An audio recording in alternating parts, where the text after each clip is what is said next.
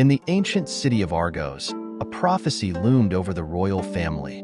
King Acrisius, fearing the oracle's words that his grandson would one day bring about his downfall, imprisoned his daughter Danae in a bronze tower. However, Zeus, the king of the gods, took notice of Danae's beauty and visited her in the form of a golden shower, from which Perseus was born.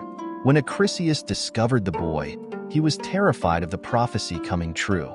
To rid himself of the threat, he placed Danae and her son Perseus in a wooden chest and cast them into the sea. But the gods watched over them, guiding the chest to the shores of the island of Seriphos, where they were rescued by a kind fisherman named Dictys. As Perseus grew, he became known for his bravery and strength. Polydectes, the ruler of Seriphos, desired Danae, but Perseus stood in the way.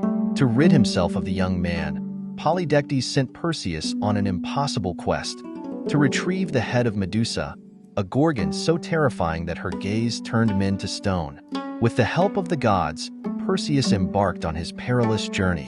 Athena gave him a reflective bronze shield, Hermes provided winged sandals, and Hades lent him a helmet of invisibility. He also obtained a magical sword. Using these divine gifts, Perseus found Medusa in her lair, surrounded by the petrified remains of those who had tried to defeat her before. By looking at Medusa's reflection in the shield, Perseus avoided her deadly gaze and, with one swift stroke of his sword, decapitated her. From her blood sprang the winged horse Pegasus. Perseus carried Medusa's head in a special bag, knowing it would still retain its deadly power. On his return journey, Perseus came across the beautiful Andromeda, chained to a rock as a sacrifice to a sea monster. Using Medusa's head, he turned the monster to stone and saved her. Andromeda became his bride, and together they returned to Seriphos, where Perseus used Medusa's head to turn Polydectes into stone, freeing his mother.